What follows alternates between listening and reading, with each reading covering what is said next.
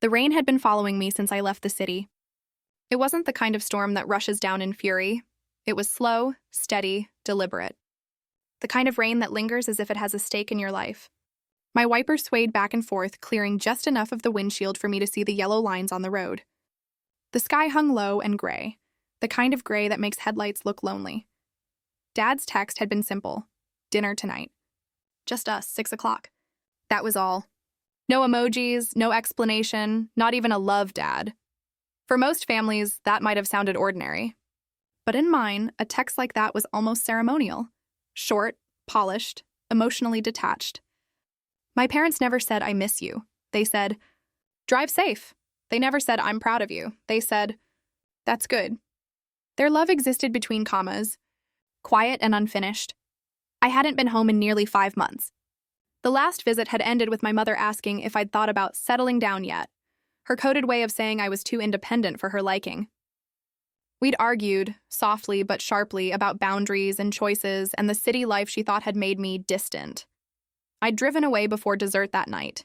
Still, I came back now because it was what you did. Because no matter how complicated the love, you keep showing up for the people who built your beginning. The tires crunched against the gravel as I turned into the driveway. The porch light glowed, a single bulb shining through the mist, diffused and warm like it had been waiting for me. Through the kitchen window, I could see my mother moving, her silhouette brisk and familiar. For a moment, the sight of her steadied me.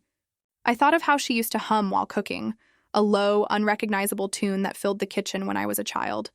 I wondered if she still hummed when no one was listening. When I stepped out, the rain touched my hair and shoulders gently, almost polite. The air smelled like earth and rosemary. She was making her signature roast chicken again. She always made that when she wanted things to feel normal. I rang the bell even though I knew I didn't have to. The door opened before I could lower my hand. "Emma." Her voice carried the same mix of surprise and pride it always did, as if I'd accomplished something just by showing up. She wiped her hands on her apron and hugged me, her cheek warm. Her perfume exactly the same as I remembered. Lilac, soft powder, the scent of a woman who wanted to be perfect even when no one was watching. "Look at you," she said, pulling back to study me. "You've gotten thinner. Are you eating properly out there?" I smiled because that was the script. "I'm fine, Mom. The house hadn't changed." Same beige curtains, same floral rug, same faint ticking from the grandfather clock in the hallway. Even the framed photo of our family at the lake still hung slightly crooked on the wall. It was like time had politely stopped at the doorway. Dad was already at the table, half smiling behind his reading glasses, scrolling on his phone. He looked up and nodded. "Hey, kiddo," he said in that calm, detached way that always felt like both affection and distance. "Hey, Dad." He pushed the chair beside him with his foot, a quiet invitation to sit. Dinner was set. Chicken, potatoes, salad, and his favorite, sauté green beans with garlic. Everything looked deliberate, almost ceremonial, as if the meal itself had been planned to say everything's fine. We started to eat, and the conversation felt like stepping onto old stones. Safe, predictable ones. Work was good. The city was busy. Rent was high. Mom asked about my boss, then about whether I still kept in touch with Megan from college. Dad talked about the rising cost of lumber, a topic he returned to whenever silence threatened to make things real. For a while, it felt almost peaceful, a simulation of family harmony. But beneath it, there was a rhythm to our dinners that I recognized, a kind of emotional choreography. We'd talk until someone said something sharp, then someone else would change the subject. We'd smile when the tension slipped in, as if smiling could hide it. The grandfather clock ticked louder with every passing minute. Rain tapped the window softly, keeping time. Halfway through dinner, just as I reached for the salt, Dad spoke. Casual, like he was commenting on the weather. "So, the money helped then?" I froze. The fork slipped slightly in my hand. "The money?" I asked. He nodded, chewing. "Yeah, from the house sale. Your mom said she sent you your share months ago." My heartbeat changed tempo. What money?" He stopped mid-bite. The kind of pause that only lasts 2 seconds but changes everything. "You didn't get it?" he said. I looked at Mom. She didn't look back. Her hand tightened around her napkin, her eyes fixed on the table. "Eat before it gets cold," she murmured, soft, controlled. "Mom?" She still didn't look at me. Your mother handled the details, Dad said, voice steady but thinner now. You signed the documents, didn't you? I frowned. What documents? The transfer, he said. The papers she mailed. You sent them back signed. I stared at him, trying to recall. There had been an envelope a few months ago. Something she'd said was about property tax updates. I'd signed it without reading closely, trusting her like I always did. That was for the sale? I whispered. Neither of them answered. I felt the room tilt slightly, the walls closing in under the weight of something unspoken. Mom finally lifted her eyes. It's complicated, Emma, she said. Her voice was calm, like she'd practiced the tone. We didn't want to worry you while you were busy. Worry me about what? Dad set his fork down. The clink sounded too loud. We sold the house, he said. Your mother thought it would make things easier. Less maintenance. And since your brother's in school, we used part of the money to… I didn't hear the rest. The words used part of the money echoed like a hollow bell. Something in me went completely still. For years, I had believed that my parents' decisions, even the ones that hurt, came from good intentions. That they didn't mean to cross lines. They just didn't see them. But as I looked at my mother now, refusing to meet my eyes, I understood that this wasn't a misunderstanding. It was a choice, a quiet, deliberate choice. She finally looked up and said softly, We didn't think you needed it. You're doing well. You've got your career. Your brother's future was the priority. There it was. The sentence she'd said in different forms my entire life. You don't need… He does. Dad cleared his throat, trying to restore the old rhythm. We're family. Everything stays in the family. But I wasn't sure I knew what family meant anymore. The clock ticked again. The rain softened outside, and I realized my appetite had disappeared. My mother smiled, the same smile she used when guests came over. Fragile, practiced, tired. Let's not ruin dinner, she said. I nodded once.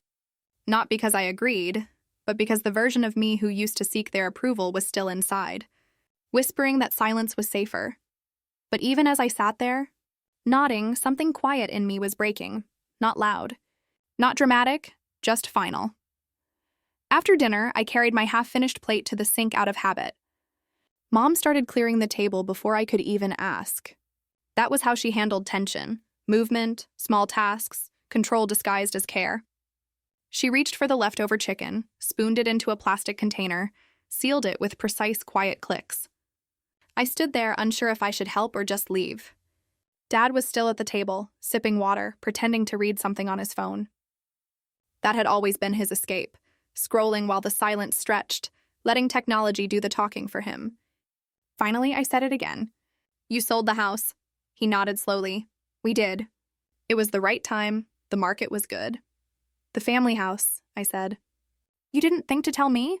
He set his glass down, his expression flat, controlled. Emma, we sent you the paperwork. You signed it. A memory flickered. Me standing in my apartment kitchen, phone wedged between shoulder and ear while Mom's voice filled the line.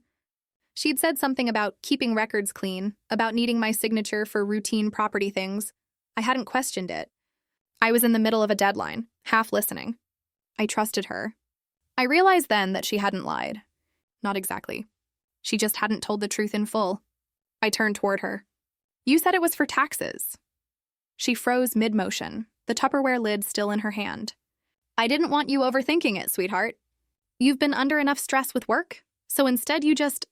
I stopped myself. The word lied felt too heavy in this kitchen, too sharp for her soft voice. You made the decision for me. She sighed and placed the container in the fridge, closing the door as if sealing the conversation inside with it. You don't understand. We needed to help your brother. He's still trying to find his way. You have yours. There it was again, the logic that had shaped my whole childhood. One child's success became the justification for another's need. Balance achieved through guilt. Dad leaned back in his chair. You know we'd never do anything to hurt you. This was about the family's future. I laughed softly, without humor. You keep saying family like it includes me. He frowned. What's that supposed to mean? I wanted to explain, but I knew he wouldn't hear it.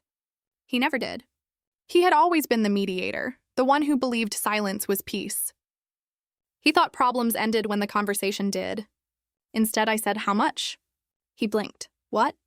"How much was the house sold for?" "Emma," Mom started, but I cut her off. "I have a right to know." She hesitated, then said the number. I felt it hit me physically, not because of greed, but because it was real, tangible. My childhood had a price tag. The walls I'd drawn on as a kid, the floor where I'd cried after my first breakup, the room I'd decorated for college acceptance, all reduced to a transaction. "And my share?" I asked quietly. Mom's eyes flicked toward Dad, then back to me. "It went toward your brother's tuition, some medical bills, and the new place. We were going to tell you, eventually." "Eventually," I repeated. The word tasted like metal. Dad's voice softened, as if to calm me. "You've got your life together, Emma. You're not struggling. We thought you'd understand." I stared at him, at the man who'd taught me to read maps, to change a tire, to tell the truth even when it hurt. "You thought wrong," I said. The room felt too small.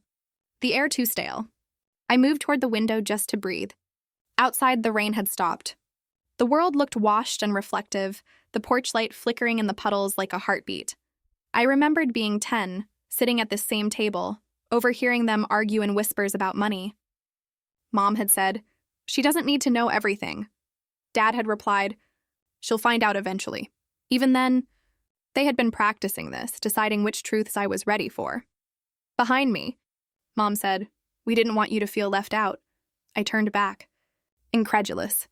"You didn't want me to feel left out, so you excluded me?" She flinched, then forced a tired smile. "It's easy to misunderstand when you're emotional." That line, "when you're emotional," was her favorite defense. It turned every valid reaction into weakness. Dad stood up now, finally putting his phone down. "Let's not do this. We're not enemies here." "Then stop acting like one," I said quietly. He sighed, rubbing his forehead. "You're blowing this out of proportion. It's just money, Emma. It's never been just money," I said. "It's about being trusted, being treated like I belong here." The silence that followed was heavier than shouting. The clock ticked on, oblivious. Mom wiped the counter again, though it was spotless. "You've always been so independent," she said softly. "We thought maybe you didn't need us anymore." Her voice cracked just slightly at the end. For a moment, she looked smaller, fragile even. And despite the anger burning in my chest, I felt a flicker of sadness. Because that's what she'd never understand. I didn't want their money. I wanted to be seen as part of them, not a separate orbit they admired from afar. I leaned against the counter, my voice calmer now. "Mom, I didn't need you to take care of me. I just needed you to be honest." She nodded, eyes glassy, as if she understood but couldn't admit it. Dad broke the silence again. "We can transfer what's left if that makes you feel better." I looked at him. "It's not about feeling better. It's about realizing that every time I trust you, you decide what version of the truth I can handle." He didn't respond. He just pressed his lips together, the same way he always did when he thought I was being difficult. The sound of the rain returned faintly, not outside this time, but inside, dripping from the roof into the gutter, a steady, echoing tap. I thought about the girl I used to be, the one who wrote birthday cards thanking them for always believing in me, the one who thought family dinners were sacred, no matter how uncomfortable they got. That girl had spent years twisting herself into politeness, but standing there in that kitchen, surrounded by the smell of roasted chicken and old betrayals, I realized something had shifted. I wasn't angry in the loud way I used to be. I was just done. Done explaining why honesty shouldn't be conditional. Done shrinking to keep peace that only existed if I stayed quiet. Mom finally whispered, "Can we start over?" I met her eyes. "I think we already ended." Her breath caught, and for a second I saw a flash of guilt, or maybe grief, in her face. Dad cleared his throat, trying to regain authority. "Emma, this doesn't have to be permanent," but it already was. I picked up my purse from the chair. "I should go." "Stay," Mom said quickly. "At least for dessert." Her voice trembled, breaking the calm facade she worked so hard to keep. I shook my head. "I'm not hungry anymore." She nodded slowly, her eyes falling to the floor. The clock struck 8. Its chime echoed through the house. Deep, hollow, final. That sound would stay with me long after I left. The drive back to my apartment felt longer than it should have. The streets were mostly empty, the kind of quiet that hums. Steady, heavy, too full of everything you're not saying. My phone buzzed twice. Both messages were from Mom. "We didn't mean to hurt you. Please call when you get home." I didn't answer. I watched the screen dim, her words disappearing into black. The city lights smeared across the windshield as I drove. Raindrops still clung to the glass, catching every flash of yellow and red like tiny fragments of a broken stained glass window. It was beautiful in a way. Pain often is when you're too tired to resist it. When I pulled into the parking lot, I just sat there, hands on the wheel, engine still running, listening to the low purr of the car like it was the only steady thing left. It hit me then. The house was gone. Not just sold, but erased from the version of my life I carried in my mind. I would never walk through that front door again, never see the faint pencil marks on the kitchen wall measuring my height every birthday. And it wasn't about money. It never was. It was about how easily love had been confused with management. They thought care meant control, and honesty meant danger. That realization didn't make me angry anymore. Just sad, the kind of sadness that sits quietly beside you, not asking to be solved. I finally turned off the car and went inside. My apartment smelled faintly of rain and detergent, clean, impersonal, safe.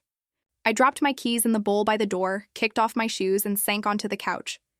My reflection in the window stared back, tired eyes, hair pulled loose, lipstick smudged. I looked like someone halfway between breaking and beginning again. I pulled out my phone and opened Mom's messages again, hovering over the reply box. I typed, deleted, retyped, "I'm home." Then deleted that too. Instead, I opened an old album in my gallery. Photos from the house before I'd moved out. There was one of the dining table from a Christmas morning years ago. My brother laughing, Mom holding a tray of cinnamon rolls, Dad pretending to fix the tree lights. I remembered that morning vividly. I had bought gifts for everyone that year, even though I was barely making rent. Mom had cried when she unwrapped the scarf I'd chosen for her, not because of the gift, but because she thought I'd spent too much. She'd said, "You don't have to prove your love, Emma. We already know." And maybe that was true for her. But for me, love always felt like something I had to earn. I scrolled through more photos. In everyone, I looked like I was trying too hard to belong, smiling wide, leaning in, the good daughter, the easy one. And I realized I'd spent years performing closeness with people who only understood me through what I gave, not who I was. The next morning, I woke to sunlight spilling through the blinds. The world had moved on, as it always does. There was a voicemail from Dad this time. His voice was calm, almost careful. "Hey, Em, I know last night got tense. We didn't mean for things to feel unfair. You know your mom and I just want the best for you. Maybe we can all talk this weekend." He didn't say sorry, he never did. His version of apology was always an invitation to move on, not to make amends. I replayed the message once, then again, just listening to the tone. He sounded like a man trying to fix something without tools. I made coffee and stood by the window watching the street below. A kid rode past on a red bike, wobbling, laughing, his father jogging beside him with a steadying hand. That image, that small, ordinary moment of guidance without control, stayed with me. Because that's what love should look like. Staying near enough to help, but not steering the handlebars. By noon, I decided to drive back to the old neighborhood. Not to see them, not yet. Just to see it. The space that used to be ours. When I reached the street, my chest tightened. The for sale sign was gone. A silver SUV was parked in the driveway. Through the window, I could see boxes stacked neatly, a child's toy truck near the porch. A new family. A new story. I sat there watching quietly. I thought of how many meals that table had seen, how many arguments ended in that kitchen, how many times I'd waited for someone to say, "We were wrong." But no one ever had. I didn't need to go inside. I didn't belong there anymore. Instead, I parked a little farther down the street, where the sidewalk cracked near the old oak tree, the one I used to climb when I wanted to be invisible. I got out, touched the bark, rough and familiar. It felt like touching a memory that had learned to live without me. A few leaves drifted down, brushing my shoulder. For a moment, I imagined the house speaking, not as it was, but as it had been. Warm, chaotic, alive. And I said softly, Thank you. Then I turned away. Back home, I opened my laptop. I started writing an email, not to accuse or demand, just to say what had been left unsaid. Mom, Dad, I love you both. But love isn't blind, it sees. And what I see now is that trust doesn't disappear in one moment. It fades slowly, every time honesty feels optional. I don't hate you. I'm just tired of loving you quietly. I didn't send it. Not yet, maybe not ever. But writing it was enough. That night, I made dinner for myself, just pasta, garlic, olive oil. Simple. I ate it at the table by the window, the kind of table that didn't hold history, only possibility. And for the first time in a long time, I didn't feel small, I felt steady. I realized that forgiveness doesn't always look like reconciliation. Sometimes it's just choosing peace over permission. Later, as I lay in bed, I imagined another family dinner years from now. Maybe not with them, maybe one I'll build myself. A table where silence means comfort, not fear. I pictured laughter echoing in that space, unforced. Stories being told honestly, even when they hurt. That's the kind of home I want, the kind where truth isn't currency, the kind where love doesn't keep receipts, the kind where someone can ask, did the money help? And the answer won't break anything sacred, just a quiet smile. And peace.